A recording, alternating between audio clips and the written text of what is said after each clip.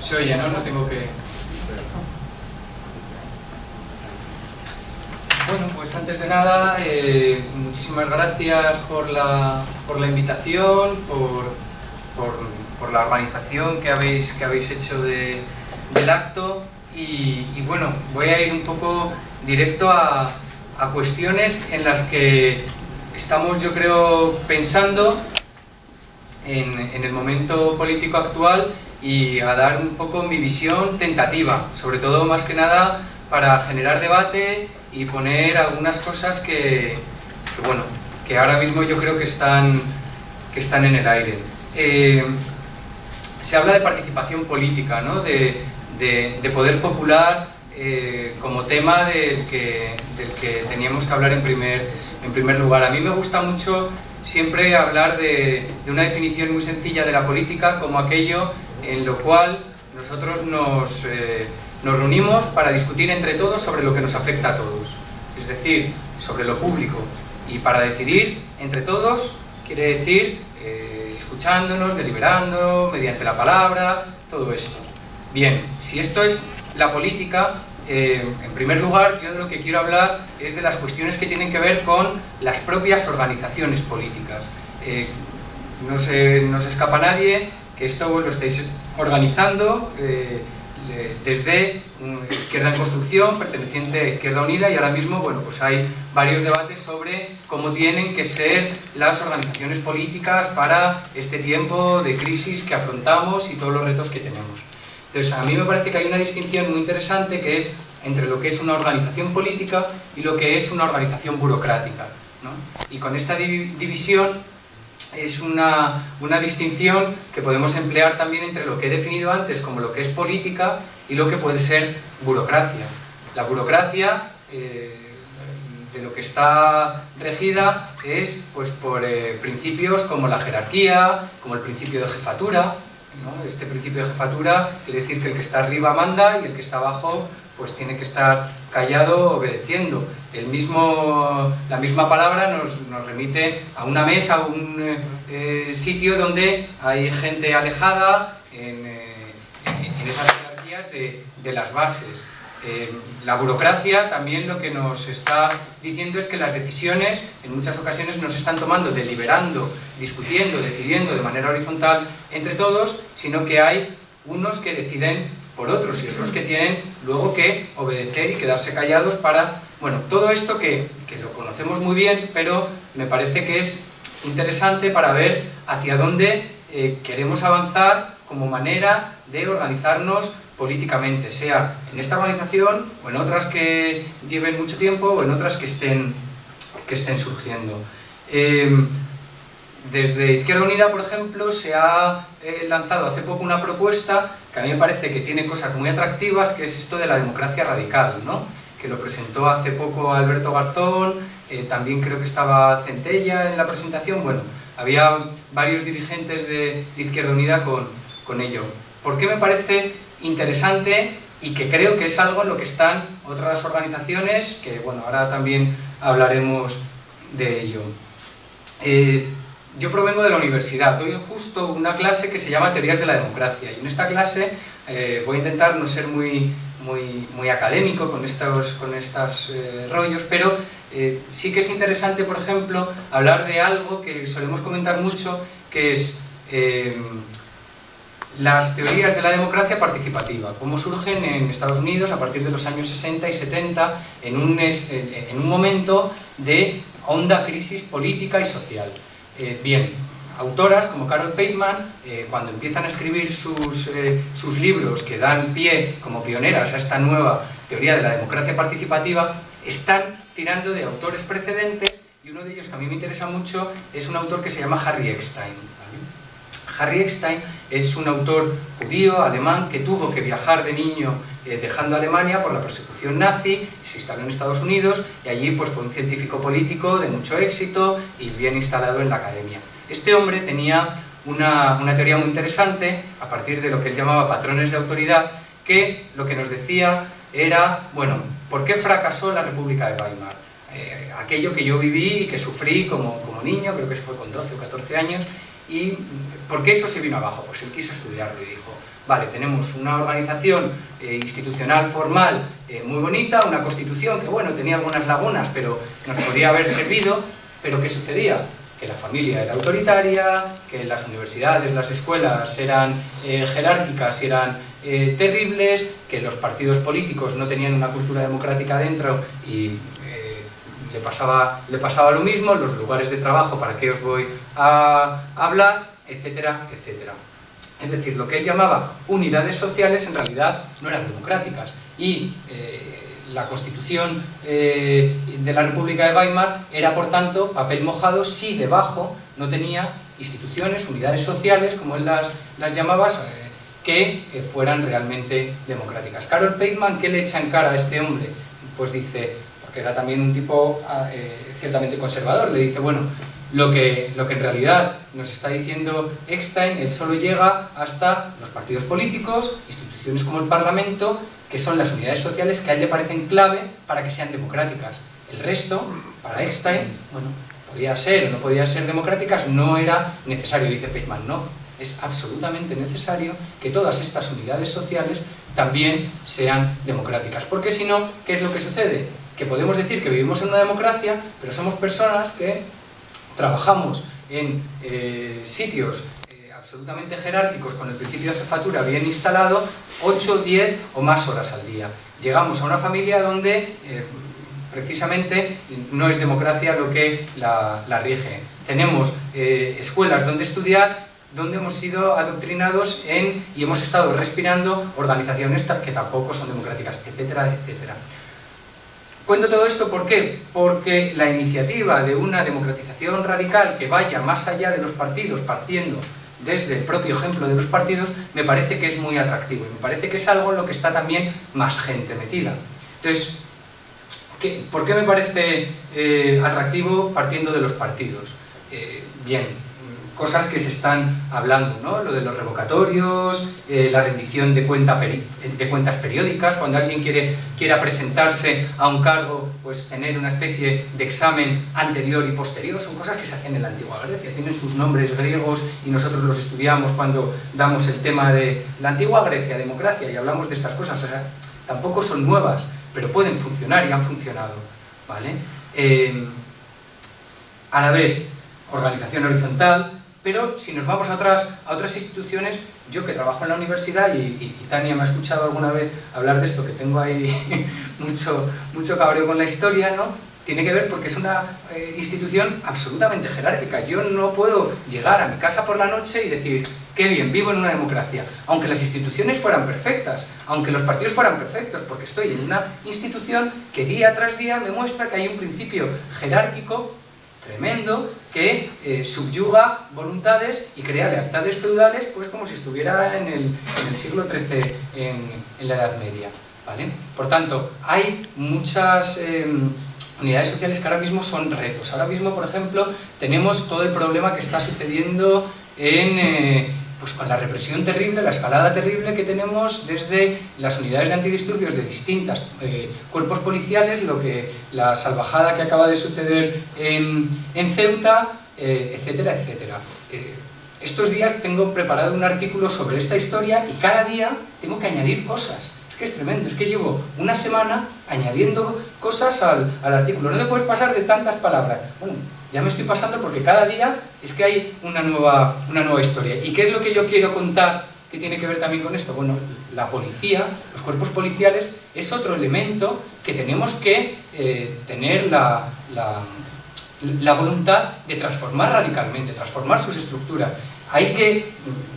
Una de las ideas que yo creo que compartimos bastante gente, es que ya no basta el decir stop represión, una cuestión defensiva, o que se les juzgue y que luego tengan responsabilidades, o que dimiten. No, es que eso está claro. Es que eso tenía que ser mañana mismo. Lo que tenemos que hacer es crear cuerpos policiales realmente democráticos. Y eso son transformaciones profundas. Y ahí es donde nos tenemos que meter a fondo a aspectos que no son del todo fáciles.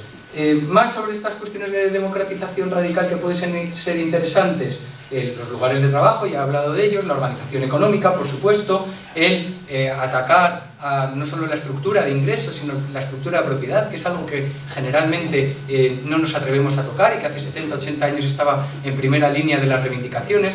Son cuestiones que, bueno, que están ahí también para hablar de una organización económica democrática.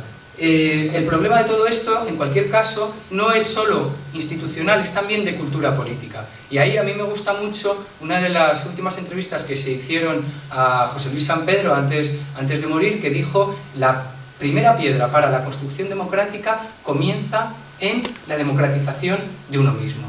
Y esto, que a mí me parece fundamental, es un ámbito desde el que puede surgir también el resto de aspectos que se quieren llevar a cabo en esta democratización radical. ¿Y esto con qué tiene que ver? Con otra cuestión que es la siguiente que quería tocar, el tema de las emociones en la política, ¿vale? Antes de este tema, sin embargo, sí decir, para aterrizar un poco los debates sobre todo esto de la democratización radical, yo creo que hay muchas coincidencias. Hace unas semanas nos invitaron a los miembros del colectivo al que pertenezco, que en realidad es un pequeño bloque, somos 10 personas, ¿vale? Pues nos invitaron a un sitio que seguramente conozcáis, que es la gente de Enred, que está haciendo algo que se llama la Carta por la Democracia, o sobre la democracia. Bueno, no la conocíamos, fuimos ahí algunos y demás, estuvimos leyéndola, debatiéndola, y era muy interesante y tenía mucho que ver con estas cuestiones, ¿vale? ¿Qué es lo que sucede al final? Que tanto organizaciones que estén trabajando estas cosas desde hace tiempo, como otras que estén incorporándola, como otras que no tengan contenido alguno, que escuchen esto y digan: ah, vale, pues como no tenemos contenidos, esto nos puede venir bien. Va a haber muchas coincidencias sobre esto, y yo creo que son necesarias porque es un buen programa para llevar desde la izquierda y para desde ahí emocionar, ilusionar, todo esto que ahora mismo tanto preocupa. El gran problema no va a ser tanto coincidir en el discurso, que esto va a estar muy bien, sino que lo que yo creo que va a marcar la diferencia van a ser los pasos reales que se efectúen en este sentido. Es decir, a la hora de hacerlo realidad, cómo se ejemplifica y se hace realidad, y cómo saber comunicar estas cosas.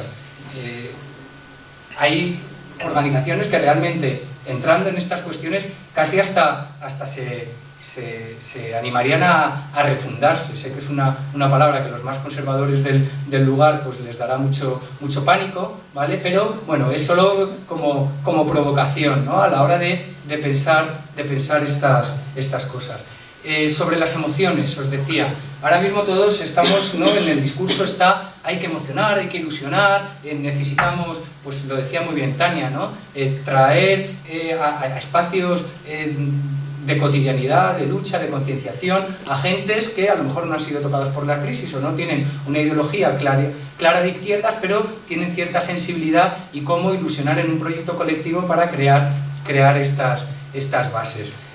A mí el papel de las emociones en política es algo que me toca muchísimo desde hace tiempo por cuestiones, sí, tanto personales, pero sobre todo también de las cosas que he ido estudiando, ¿no? Y creo desde este ámbito, ¿vale? que quizá pues, se puede rebatir desde otros más cercanos a la lucha cotidiana, ¿no? Desde este ámbito a mí me entran muchas precauciones, ¿vale? Es decir, ¿queremos remover las emociones? Sí, pero ¿cuáles? Sí, pero ¿para qué? Es decir, no es lo mismo meterse a fomentar la amistad política, el coraje cívico, la felicidad pública, que es otra cuestión que luego podemos hablar, que fomentar la rabia desordenada, las venganzas, ¿no? Vamos a ver qué emociones son las que se quieren fomentar. Luego hay emociones, ¿no? que pueden tirar para un lado o para otro. Cuando te están aplastando está muy bienvenida la indignación, incluso la ira, ¿no? Es el primer paso hacia la liberación, pero hay otras veces que lo que la ira nos va a traer van a ser desiertos, violencias y cosas bastante chungas, ¿no? Por tanto, en el tema de las emociones yo diría tener mucho cuidado. Es muy peligroso decir vamos a fomentar emociones, pasiones en el pueblo y luego sentarse y esperar a ver qué pasa, ¿no? Yo creo que ahí tenemos que tener cuidado. A la vez, también es un momento, ¿no? En el que no hay nada más frustrante que sentir agresión tras agresión y que no haya una respuesta colectiva. Por tanto, yo creo que ahí en esas tensiones, en esas contradicciones, estamos. Hay un verso de Virgilio en la Eneida que a mí me gustaba mucho, no porque me hubiera leído la Eneida, ¿vale? Que estoy ahora con ella, porque como este verso me parece importante, digo, oye, voy a verme bien el contexto y a hacerme bien los deberes, sino porque la leí hace tiempo con unos seminarios que hice sobre Sigmund Freud. Ponía nada más en encabezar la interpretación de los sueños, decía, si no puedo persuadir a los dioses de lo alto, moveré a los de los infiernos, ¿no? Y esto, bueno, pues era una diosa, Juno, que llamaba a una furia para que fuera a por Eneas, al que estaba haciéndole la vida imposible. ¿Qué es esto de si no puedo mover a los dioses del infierno, vamos del cielo vamos a por los del infierno? Uf, cuidado con mover los dioses del infierno. Tenemos una larga experiencia en el siglo XX sobre mover este río Aqueronte, ¿no? Y los demonios que tienen los infiernos. Por tanto, yo ahí también precaución.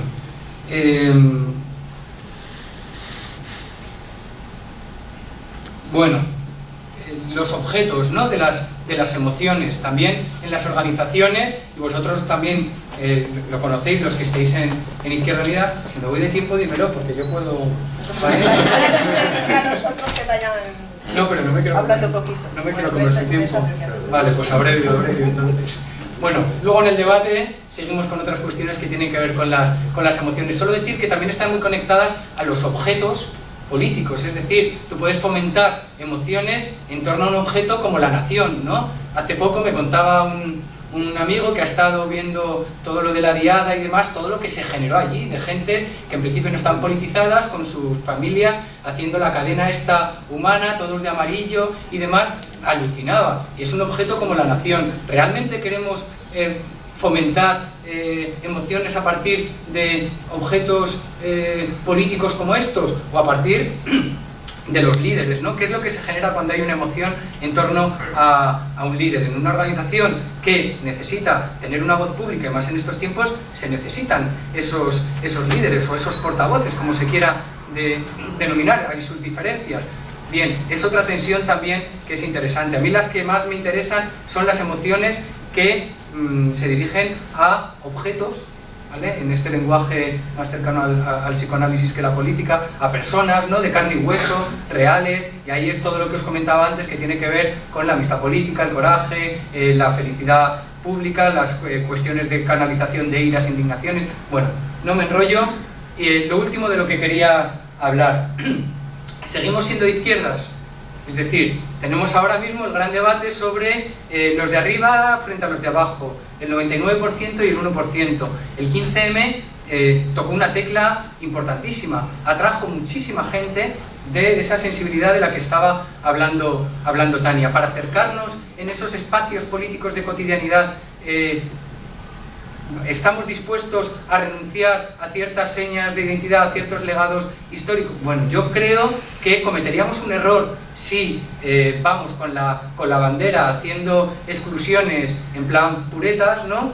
Y a la vez también cometeríamos un error si renunciamos a todo lo que nos puede enseñar y todo lo que se trae respirando por parte de todos esos legados de la izquierda política, ¿no? En este sentido, cuando vengan todos los vendavales emocionales y pasionales que se pueden generar en una crisis como esta, que antes o después, bueno, ya los está marcando, ¿vale? Yo creo que siempre va a ser una brújula o incluso un ancla estas cuestiones que tienen que ver con la izquierda, para mantener un cierto sentido democrático y un rumbo en este aspecto.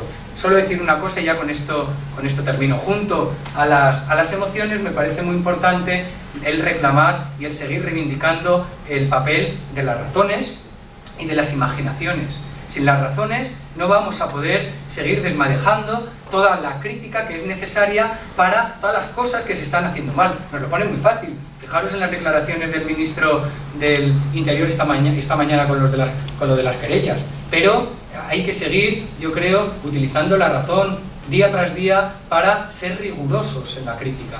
para no caer en manipulaciones, en propagandas, en cuestiones que nos pueden hacer perder el norte. Y por otro lado, además de la razón, la imaginación, creo que es fundamental, para tener la audacia de imaginar nuevos escenarios políticos hacia los que queremos ir y sobre todo para insuflar toda esa emoción de esperanza y de ilusión, que son emociones que yo creo que sí que son muy reivindicables siempre que haya contenidos detrás. Y bueno, son algunos temas que tampoco los tengo claros, son más que nada lanzarlos al debate y que creo que están ahora mismo en el debate público. Bueno, pues ya